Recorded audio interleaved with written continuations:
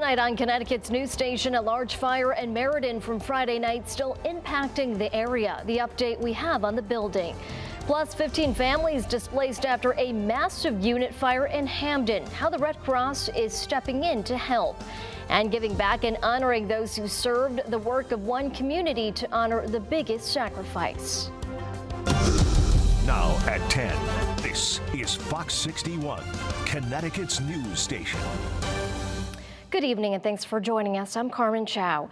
We begin tonight with the large fire out of Meriden from Friday night as it took firefighters into the early morning hours to put out the flames. Today, crews evaluating the damage to the building and any impacts to the surrounding environment. Fox 61's Jake Garcia spent the day in Meriden and has the latest on the investigation. Jake? Well, Carmen, Pratt Street is finally back open in both directions after portions were blocked off for nearly 24 hours. Crews spent most of the afternoon securing and evaluating the scene.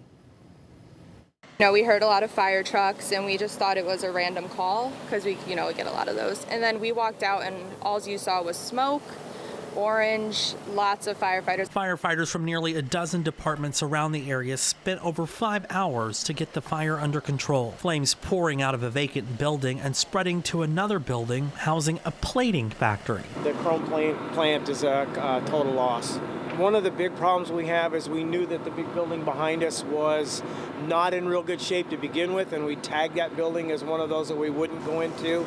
Firefighters rescuing a man from the building that housed the plating business. He was taken to the hospital and is expected to be okay. Crews spent much of the afternoon evaluating the damaged building, boarding up windows, and placing a fence around the property. At this time, we do not believe that there is any harm or contamination in the air or any reason to be concerned. We obviously have an ongoing investigation through not only our local fire marshal's office, but also in conjunction with state and federal partners as well, including the EPA and state DEEP offices. An environmental recovery company and a hazardous waste and chemical disposal company were on scene for a couple of hours Saturday afternoon, though no outside cleanup could be seen. It took them a while, but it was really going. Like once they got one part out, another part would go. So took a while to get under control. And we reached out to the State Department of Energy and Environmental Protection to see if there was any update to any environmental evaluations conducted this afternoon, but we have not heard back. The cause of the fire remains under investigation. In studio, Jake Garcia, Fox 61, Connecticut's news station. Jake, thank you. Now, 15 families are without a home tonight after a massive fire in Hampton. Here are photos during the active fire early this morning as crews responded around 6 a.m. today to a fire on Town Walk Drive.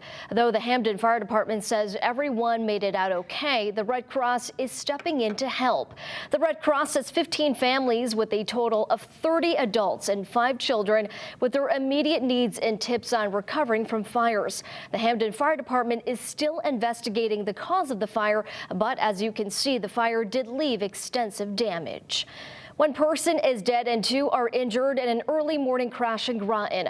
Police say this happened between 2 cars around 10 a.m. on Buddington Road between Poquonock Road and Drosdick Drive. When they arrived on the scene, the driver of one car was pronounced dead and the driver of the other car and her 5-year-old daughter were taken to the hospital for non-life-threatening injuries. The accident remains under investigation.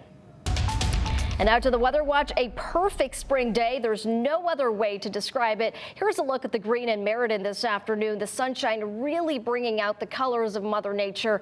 And we hope many of you were able to get out and enjoy this beautiful weather we finally got.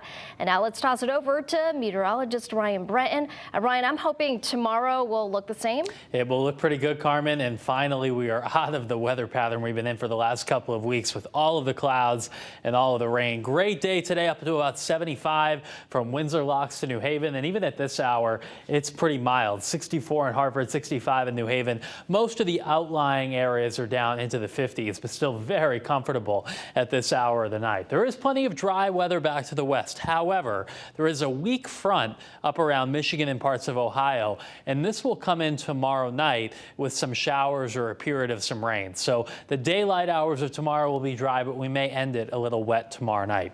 Low temperatures tonight, 50s in Hartford, New Haven, and along the shoreline, 40s in most other spots. Sunshine to start the morning tomorrow, and then clouds will be increasing during the afternoon with rain possible tomorrow evening and tomorrow night. It's that front that I showed you to the west that will be coming in. But before it gets here, another warm day tomorrow with temperatures into the low and mid 70s. We'll look at that rain hour by hour and take a look at the 7-day. There is some good stuff to show you coming up in just a little while. Carmen. Thanks, Ryan. Now, 2 local veterans received a helping hand today courtesy of House of Heroes, Connecticut. The nonprofit provides no-cost home repairs to veterans or their surviving spouses who are disabled, living on a fixed income, or facing other challenges. Today, volunteers spent their time fixing up 2 homes, one of them belonging to 82-year-old Air Force and Vietnam veteran Charles Green of East Windsor, who was also a prisoner of war. Green is immunocompromised and can't be around people, but his wife shared with us just how much the project meant to them. It means everything to me. I can't believe what HOH did for my husband just to bring him out of his shell. Made a big difference. He didn't think people cared, but they do. But we do a ceremony for our veterans. It's just so meaningful to so many of them and so meaningful to me as well, to be able to thank a veteran. House of Heroes, Connecticut expects to serve its 200th veteran on Memorial Day weekend. Frontline first responders were recognized today as part of VFW's National Day of Service. Local Post 201 in Waterbury and 1946 in Naugatuck co-hosted an event to thank police, fire crews, EMS, nurses, and teachers. The public was also invited to spend time and show appreciation for their first responders. A VFW Day of Service events are happening around the world this month to highlight the important role veterans play as community leaders and volunteers. A lot of people think that we're just here to enjoy a time at the bar and talk about war stories and stuff. But we reach out to the community and do as much as we can to provide services for the community. Post 201 is accepting donations of non-perishable food items all this month. Donations can be dropped off at their building on Baldwin Street in Waterbury. This day comes during National Fallen Firefighters Memorial Weekend as 2 Connecticut fallen firefighters are honored at the National Service in Maryland. Firefighter Matthias Wirtz of the North Haven Fire Department, who died while responding to a fire back in December of 2022, and Fire Chief William Halstead of the Sandy Hook Volunteer Fire and Rescue, who died after a fire back in July of 2022, will both be honored. The memorial service will take place tomorrow morning at 10 a.m. in Emmitsburg, Maryland.